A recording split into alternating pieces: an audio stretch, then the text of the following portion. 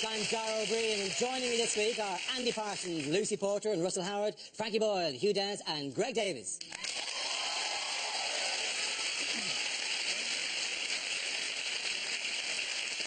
We start with a round called Headliners. Here's a picture of David Cameron. But what does CEPL stand for? Just a description of what he's like. Is it conservative, Etonian, posh, la-di-da? Is it crap Elvis prowls London? Is it the essential conundrum that is Cameron, cyclist employs private limo driver? Is it Cameron employed in parking lots? Well, slightly more sinister, and mine was going to be, he started a new car wash, and he's going, clean everything, Polish lad. Mine's just slightly more sinister again. Cameron enjoys penetrating ladyboys.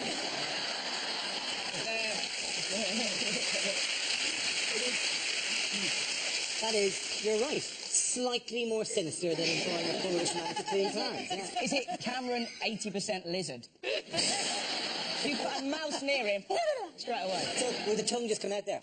Yeah. Was he holding a fly in the end of his finger? John, I have to give you a clue. The C doesn't stand for Cameron. Conservatives. There we go. That's what the C stands for. Not particularly difficult. Enjoy. Pointing lots. No, not pointing lots. Conservatives extend poll lead. Very good. Well done. Thank you very much, Judah. Yes, the answer I was looking for was Conservatives extend poll lead. This is news that David Cameron's party are now further ahead of Labour than at any point since the height of the economic crisis last September, increasing pressure on Gordon Brown. We've got to remember about this poll, right? It's just a survey. Surveys mean nothing. Right, the Liberal Democrats got 18%. Nick Clegg got 18%. Who is he? When he tells his mum he's coming round for tea, she looks him up on Wikipedia.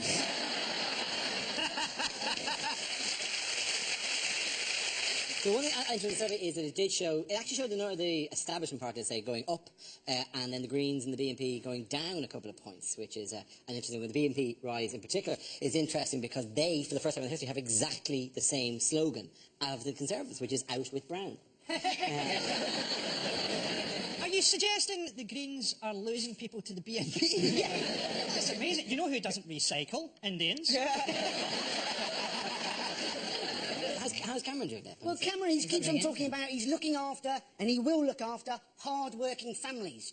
And you're thinking, well, that's just politician nonsense, isn't it? When have you ever actually come across a hard-working family? There's always one dosser in each and every family. And if you don't know who it is in your family, it's probably you. We forget about Cameron is he presents this blokish image, but he's just unbelievably posh. And he's pretending he's going to sort the banks out. He is the same people as the banks. They're the same people. The only reason he'd get tough with a banker would be if it was someone who farted on his head at school. It is the thing I found with Cameron, because Cameron, it's one of the easiest gigs in the world, because all he has to do is shut up, and because Brown is clearly on his way out. So all Cameron has to do, basically, to get elected is not answer any questions. But he hasn't, and all he does is, all those people say, well, what do you do? And he say, well, I'll tell you what we won't do. I'll tell you what we won't do. Everything. And this is the job interview. How irritating does that get in a job interview? If somebody just, like, if you had a guy around your house, a builder, to fix a hole in the roof, and you say, well, there's a hole, what do you do? I'll tell you what I won't do. I won't fix that with cheese. That's what I won't do. If you were interviewing a nanny, how irritating would that be if you said to a nanny, well, what would you do with that child? I'll tell you what I won't do. I won't tie the child to a wall and go on the piss with my mates. I won't do that. My favourite guy in the Shadow Cabinet is, the only one who's ever said anything, is Andrew Lansley, who came out, he's the Shadow Health Secretary, and he said people should enjoy the credit crunch because it'll allow them to spend more time with their families because they'll be unemployed. Other benefits include increased upper body strength from having to climb out of a skip every morning and improved agility from chasing rats about with a fork. Who's this guy? Does he go up to blind people and congratulate them on how much money they're saving on wallpaper? Are the Conservatives living on the right planet? All this idea about confiscating mobile phones and bikes. How about confiscating knives and guns.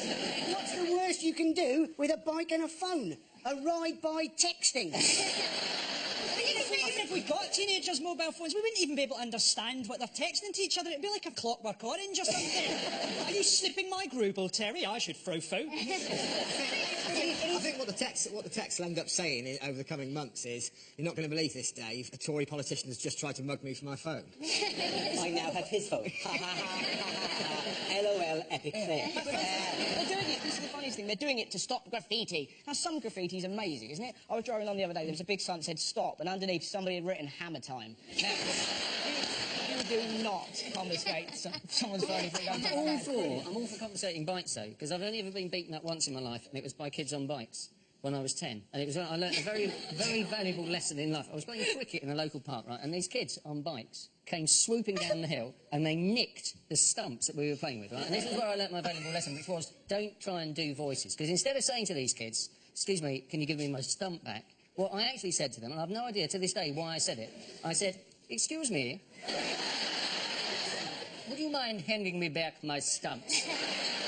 And what they did was they beat me round the head with the stump. You got them back, Wait a minute, Hugh. This taught you not to do voices. You've done every third voiceover I've ever heard. You're the voice of Findus Crispy Pancakes. They're amazing, though. Those moments you look back in your youth when you go, why did I say it? I used to get bullied up because I've got a lazy eye, still quite bad. And kids are really cool. Look at him, he's obsessed with his nose. Who said that? I used to cry. I look like a Picasso in the rain. And I did that thing. I went to my dad for advice. Like, Dad, I need help. And my dad goes, say this to the bullies and they'll bully you no more. Picture me, age 10. It's nearly as embarrassing as your story. Age 10 going, bullies, how can my eye be lazy when it wanders around so freely? Yeah.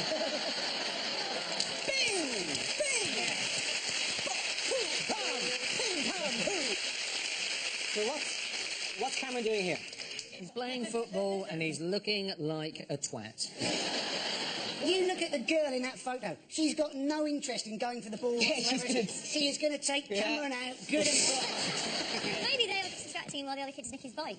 I think there's a photograph they're not showing us where that wee guy's running really quickly because at the side there's Madonna with a net.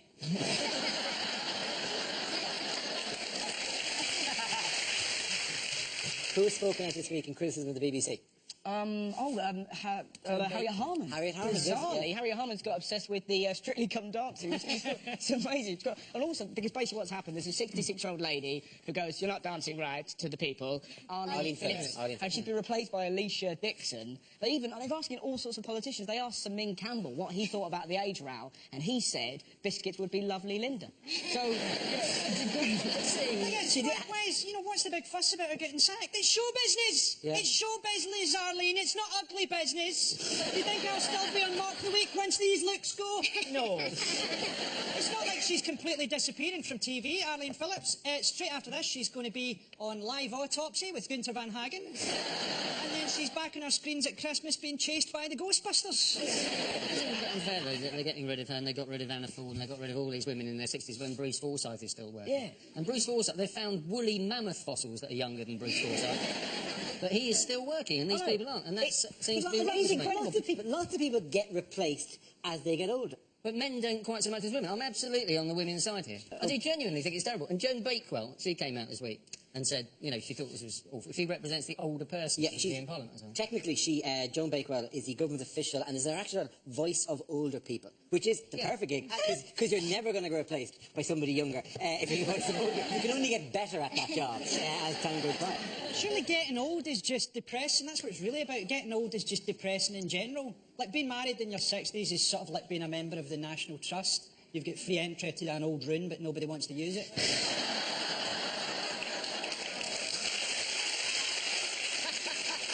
Seriously, can I just say, don't knock sex with older people. They're much more experienced, and they'll tidy your room. This is my girlfriend. She's 66. I've never missed Emmerdale.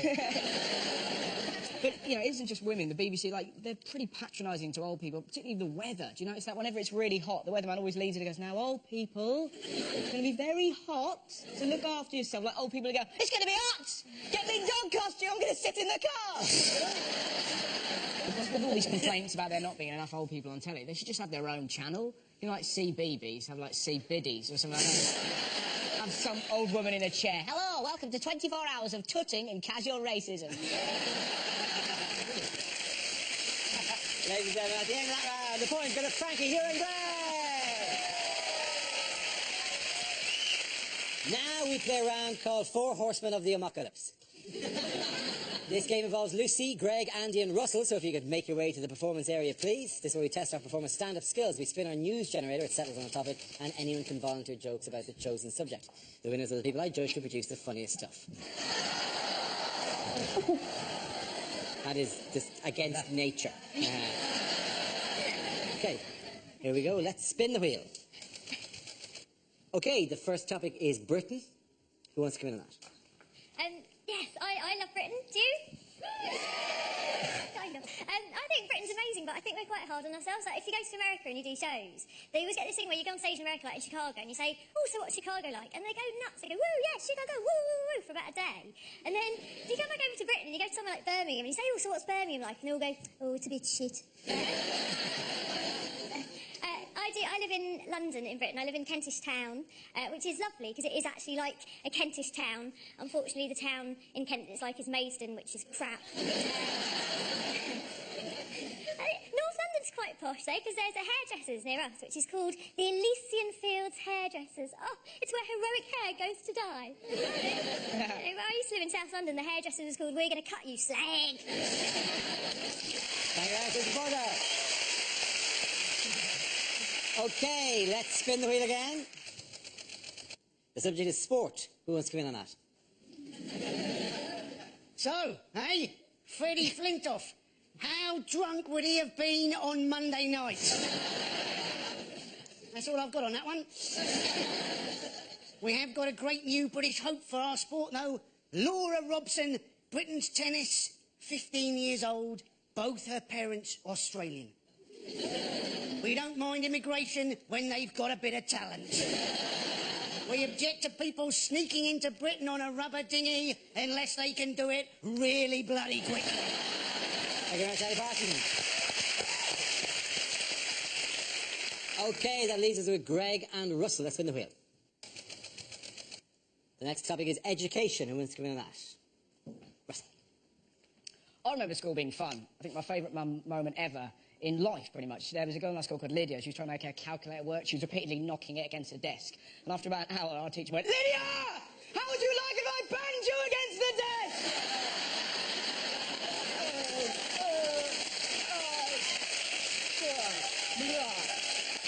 It's the greatest day of school. But it's more sinister, isn't it? Like, they're now talking about teaching 5-year-olds sex education. Of course, people are very angry. It's disgusting! It's too much! Like, calm down. Not going to teach them technique. Well, this is how I like to do it, kids. That's right. Kids aren't going to run home, put dolls around a toy car and go, look, Mum, they're dogging, they're dogging. It's going to be some poor teacher trying to talk to 5-year-olds about love. Can you imagine a harder job? Hello, children. I'm here to teach you about love. Good luck with that, mate. I'm off to lick that tree. Thank you very much. Russell. Okay, Greg, let's see what topic you've been left with. Let's spin the wheel. The topic is the human body. I have to tell you that being a tall man in this country is tedious, ladies and gentlemen. Tedious, because in small towns throughout the country, there are a series of jokes prepared by the locals on our behalf. I'll be walking innocently into a local pub or down the street, and I'll get several jokes. One of the jokes might be this. Just to give you an example of the level we're talking about. Another joke might be, what's the weather like up there? It's freezing. There's a massive climate change in this amount of space here, you toothless buffoon. And probably the most offensive example of this, and this is genuine, I was at a cash point, and there was a little old woman in front of me at the cash point tapping away with her claws, and I'm sorry, I'm just quite angry about this. And when she finished, bless her heart, she turned around, and she hadn't seen me, she turned around and she went like this. Oh! Maybe not that sexually. She said, oh! And then with no hint of irony at all, she asked me this question. Would you like a job at my house, changing light bulbs? No. No, old woman. I have plans of my own. Now, get out of the way of the cash point. 20 minutes is long enough for you to have worked out that that's a Tesco club card. Thank you very much, Greg. at the end of that round, the points go to Craig and Lucy.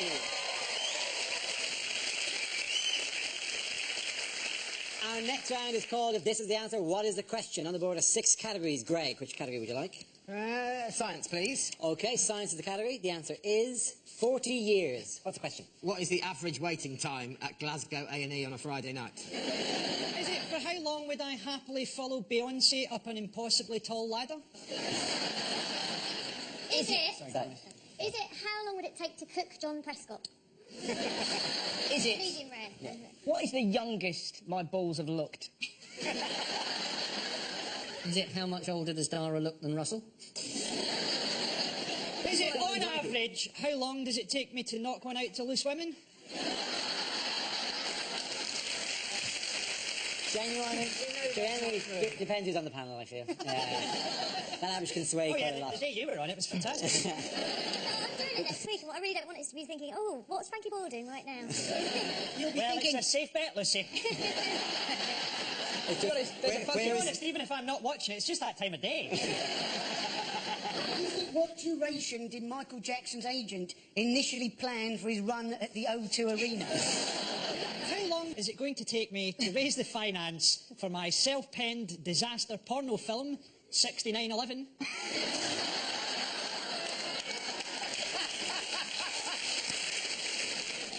It's about space. I know the answer, Hugh, please. I know the answer. Is it for how many years has Buzz Aldrin looked in the mirror and gone, it should have been me? That is essentially the answer. Do you want to give the answer? No, it's 40 years since we landed on the moon. Very good. Well done. Russell. Thank you very much. Yes, the question I was looking for was how long is it since man first set foot on the moon, as celebrated this week? It was on July the 21st, 1969, that Neil Armstrong and Buzz Aldrin set foot on the lunar surface, whilst the third member of the Apollo 11 crew, Michael Collins, waited in the spaceship. Collins later said he was sweating like a nervous bride. It's such an interesting fact because, like, we've only really, a lot of the population just found out that there was a third guy. You're like, oh, really? Oh, cool. How tempted would he have been just when they were coming back just to put on an alien mask like that? So he went, hey, you never guess what Before we move on, can I get this straight? We're going to talk about this like the moon landings happened? Yes, we're presuming for the sake of this establishing that the moon actually happened. In 1969, right, they took off and went, oh, let's point it at the moon. Let's land on the moon. Oh, there's the moon. Oh, time's up. Let's take off from the moon. Go back to Earth. Let's point it. We don't want to miss Earth. NASA can't launch a rocket from here without blowing it up. Their next mission is called Operation Space Grave. We, as a culture, do not have the ability to get to the moon. We don't have the ability to get a Saturday show right for Graham Norton. What else are we going to be talking about? We're going to be talking about Aslan's birthday, are we? And Mrs. Tiggy Winkle having a wedding anniversary. It didn't fucking happen. It did happen. There was a faked moon landing, but you are confusing it with the one by Wallace and Gromit. Their current theory is that what they want to do is try and make a stopping-off station on the moon so as they can get to Mars. And that sounds to me rather like a Ryanair flight, isn't it? Oh, yes, we're flying to Mars, we actually land on the moon, and there'll be a bus service from there. Doesn't going to the moon and going to Mars seem a bit pointless now that we've invented Photoshop? Hey, there's a man on Mars, and it's Bruce Lee. They've actually found that they've got a little bit of Mars back, haven't they? And they've actually found that there is life on Mars in the form of bacteria. So now we know that if the Martians ever do land, all we've got to do, a little bit at Sillet Bang, we're away. It'd be a very short film, though, wouldn't it? Yeah. War of the Worlds. And just Tom Cruise cleaning his kitchen. End of War of the World. There's a British guy up there at the minute, isn't there, in the space station? Yeah. No, just in space. Oh, okay. Just in space, generally. Oh, that's the sad thing in space. Satanta still have that satellite going around. just trapped inside is Steve McMahon and going, hello, hello. Like the Superman baddie.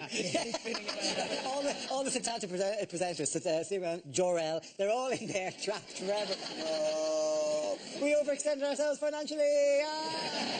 You can't have a British space station. Now, it just sounds so rubbish just to hear him up in space going, Nuneaton, we have a problem. You know that robot you said you sent us? Yeah, it's an old man covered in tin foil. You can't really have a British space programme, man. The only way we'll ever get a Union Jack onto the moon is if we stick Nick Griffin on Brixton High Street.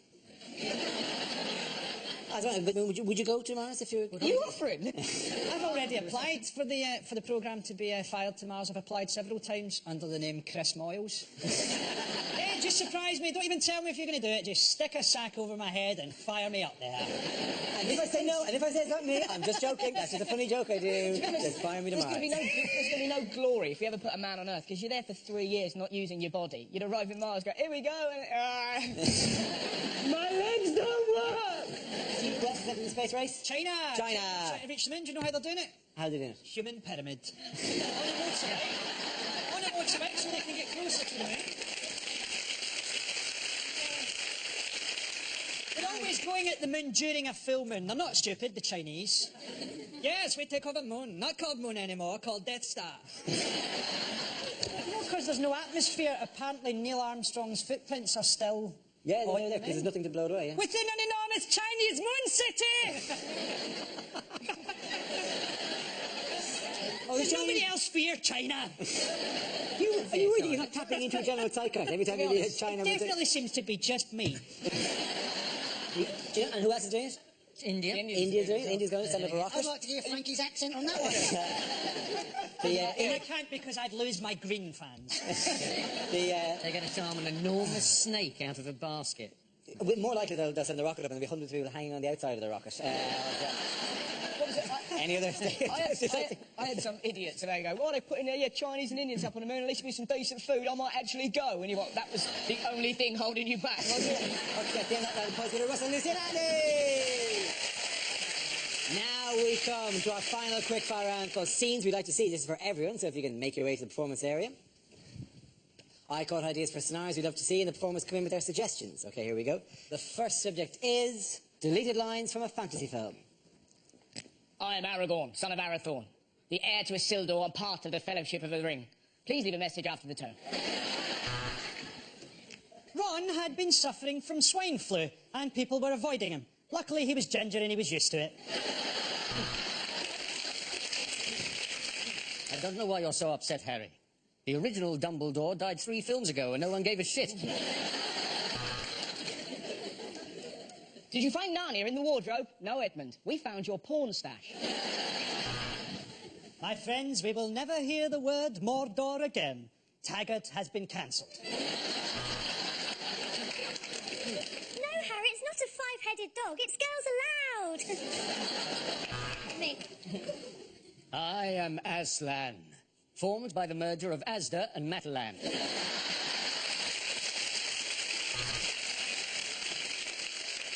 We had only been there for a day, but to us it felt like 15 years. That's Birmingham. Did you honestly think I could be defeated by someone younger? I am Arlene Phillips! Welcome to Mordor, twinned with Swansea. This will never work, Frodo.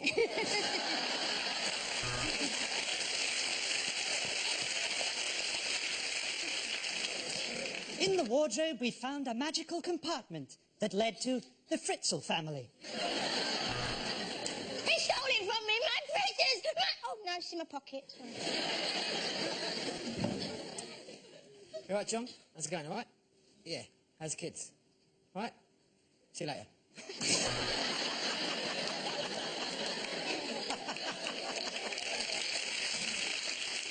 I'm not a dwarf, I'm a lesbian.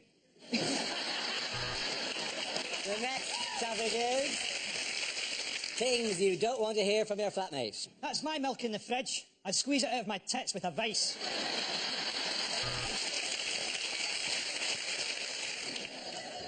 No, we can't share the electricity bill. I've got a phone charger and a laptop, and you're on a life support machine. My last flat was just like Friends. Have you seen the one where Joey kills everybody? I love talking to you. With you, I can Be my real self. There's just 2 of us. Well, 3 if you count God. I'd give it 10 minutes in the toilet if I were you. That one could talk. you don't think I'm a nosy bastard, why did you write that in your diary?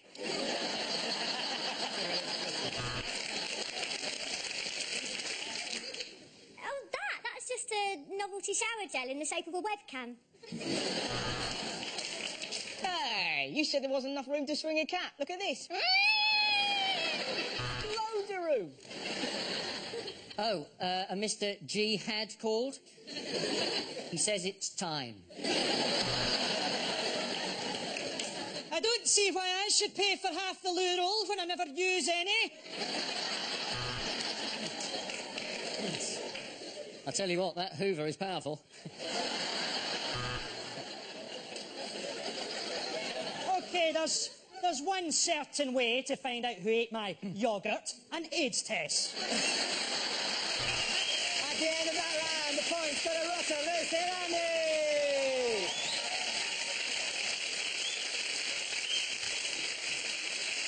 And that's the end of the show. This week's winners are Andy Parsons, Lucy Porter and Russell Howard. Commiserations to Frankie Boyle, Hugh Dent and Greg Davis.